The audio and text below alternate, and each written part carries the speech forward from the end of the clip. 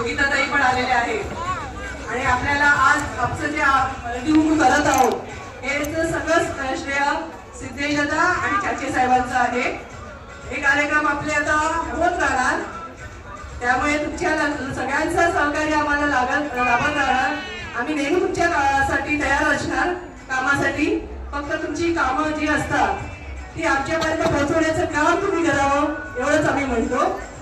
आणि आज आपल्याकडे हळदी कुंकाचं सगळे बोलत असेल हळदी कुंकू आता का, असं काही नाहीये। हळदी कुंकू आपण कधीही करू शकतो।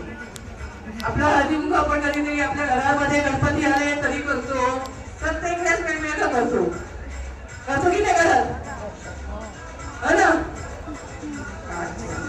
आज आपल्या इकडे आलेल्या आहेत योगिताताईंना मी कसा बसलेला आहे, पण 2 शब्द बोलावं अशी मी विनंती